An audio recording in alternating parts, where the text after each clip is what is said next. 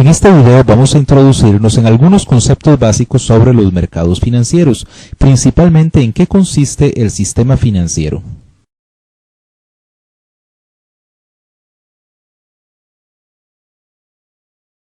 Todos hemos escuchado hablar acerca de los bancos, o hemos oído hablar sobre Wall Street y la bolsa de valores, o sobre las tasas de interés que se dan en los diferentes países, o sobre los tipos de cambio.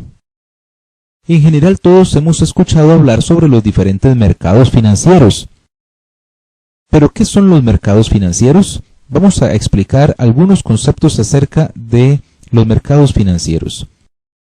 Vamos a suponer que tenemos aquí una persona que se llama Luis. Luis está pensando en comprarse un automóvil. En este caso está pensando en un automóvil bastante costoso.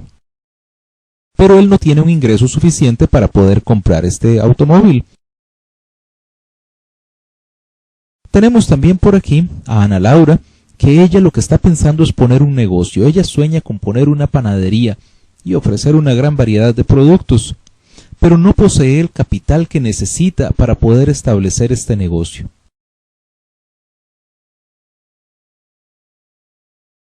Así como Luis y Ana Laura, hay muchas personas que desean consumir o que desean producir y necesitan recursos que no poseen. Vamos a decir que estos en general son unidades deficitarias. No poseen recursos suficientes o sus gastos son superiores a sus ingresos o los recursos que poseen no son suficientes para financiar sus proyectos. Por otro lado tenemos aquí a Marcela. Marcela posee una gran fortuna que ha heredado de su padre. Y tenemos a Roberto. Roberto es dueño de una empresa muy exitosa y posee entonces una gran cantidad de recursos que la empresa le provee. Así como Marcela y Roberto, hay muchas personas que poseen recursos y necesitan hacer un uso productivo de estos recursos que poseen. Vamos a decir que son unidades superavitarias, generan más recursos que los que consumen, ahorran, han podido acumular riqueza de alguna manera. Entonces tenemos aquí dos tipos de unidades, unas que son deficitarias y otras que son superavitarias. Estas unidades superavitarias podrían prestar sus excedentes de fondos a las unidades deficitarias. A cambio, estas unidades superavitarias recibirían una promesa de pago extendida por las unidades deficitarias. Pero, ¿estará de acuerdo Roberto, por ejemplo, en prestarle dinero a Luis para que compre su lujoso automóvil? Roberto puede pensar diferentes cosas. Por ejemplo, se pone a pensar qué pasa si no le paga. O qué pasa si resulta difícil cobrarle, cómo es el procedimiento para poder cobrarle, si le va cobrando todo de una vez o le cobra poco a poco, qué garantías puede tener. Entonces Roberto se pone a pensar en los costos y en los riesgos que tendría efectuar ese préstamo. ¿Y qué pasaría si Luis tiene, por ejemplo, un accidente? ¿Cómo va a hacer luego para pagarle? ¿O qué pasa si Luis pierde su empleo? Y entonces Roberto se pone a pensar en una serie de cosas y posiblemente su respuesta sería que no le presta el dinero. Tal vez Roberto considere que es muy riesgoso prestarle el dinero a Luis. Entonces Luis tal vez le ofrezca una tasa de interés más alta, lo cual elevaría sus costos del financiamiento e incluso elevaría también el riesgo de no poder pagar, pero sería el único modo en que Luis podría conseguir el dinero.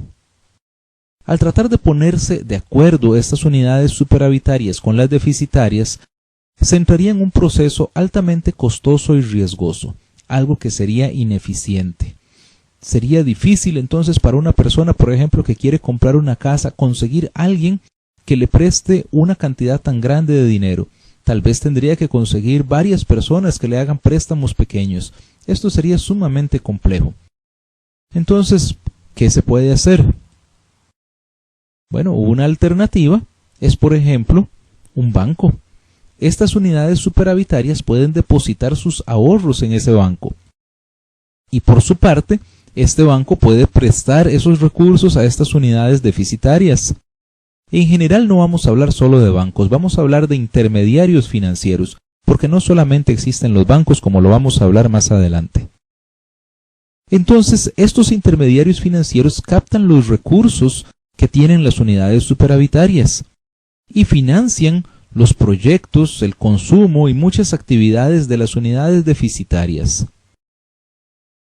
En eso consiste el sistema financiero. El sistema financiero está compuesto por todo un conjunto de instituciones y participantes, así como estas unidades deficitarias y las superavitarias, que generan, captan, administran y dirigen el ahorro de la sociedad, generando entonces una serie de beneficios para todas las partes involucradas. Con esto se reduce el costo y el riesgo, o sea, se incrementa el nivel de eficiencia. Al especializarse, los intermediarios financieros van a tener entonces modos de poder reducir el riesgo, de poder bajar los costos de captar dinero y de prestar. Por otro lado, se estimula la producción y el empleo, porque estos recursos ociosos que tienen las unidades superavitarias ahora se van a destinar a actividades productivas. Se promueve entonces así la inversión y el consumo, lo cual dinamiza la economía, pues estas unidades deficitarias van a gastar, van a realizar proyectos. Y esto aumenta el ingreso y el bienestar de la sociedad.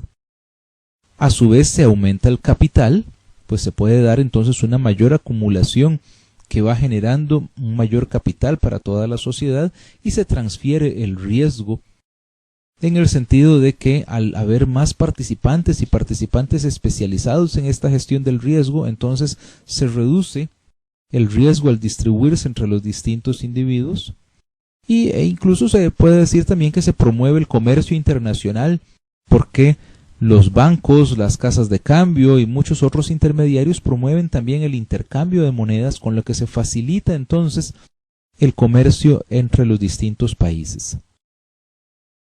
¿Quiénes participan en los mercados financieros? Bueno, tenemos que participan inversionistas que desean entonces obtener un buen rendimiento para sus recursos. Estos inversionistas pueden entonces hacer depósitos bancarios, adquirir bonos, acciones, adquirir divisas, participar en fondos de inversión, entre muchas otras opciones, y buscan entonces una alta rentabilidad, alta liquidez y un bajo riesgo. También tenemos que participan empresas. Las empresas buscan financiamiento para sus proyectos, para poder crecer, para poder alcanzar sus metas. Buscan invertir sus excedentes para no tener recursos ociosos. También participan las instituciones financieras, como los bancos, las aseguradoras, los fondos de inversión, los fondos de pensiones, empresas de leasing, cooperativas de ahorro y crédito, entre muchas otras. Las instituciones financieras distribuyen activos en carteras de inversionistas. Les van a dar entonces una serie de opciones a los inversionistas. Crean también nuevos activos para captar fondos. Entonces cada vez el sistema financiero es más complejo, es más amplio, es más diversificado y da más alternativas a los diferentes participantes. Y crean también nuevos mercados para negociar activos, con lo cual entonces distribuyen el riesgo, generan más riqueza, generan nuevas opciones de financiamiento. Y en los mercados financieros también participa el gobierno.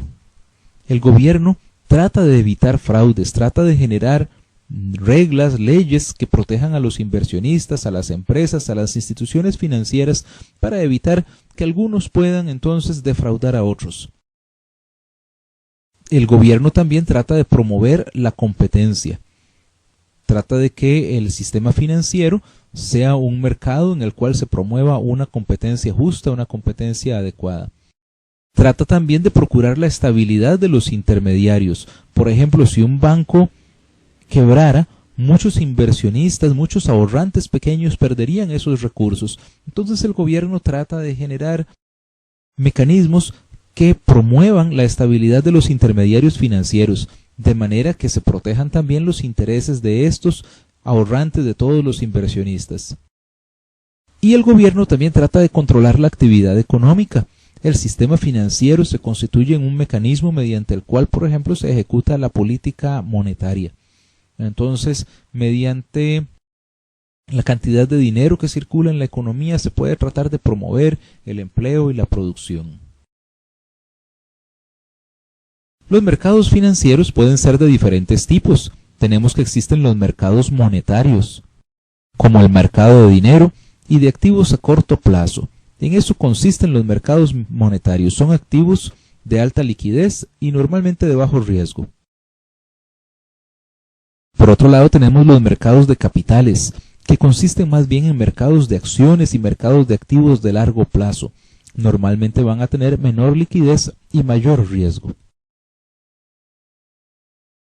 También nos encontramos con el mercado crediticio, que incluye agentes que captan recursos para prestarlos después, como los bancos comerciales. Y tenemos también los mercados de valores, que incluyen activos emitidos por empresas o gobiernos como acciones, bonos y divisas. Aquí tenemos las bolsas de valores. ¿Por qué le interesa todo esto a usted? Bueno, usted podría ser un ahorrante, un consumidor, un inversionista, un empresario. Y usted necesita entonces analizar las opciones que tiene de ahorro, de inversión, de financiamiento.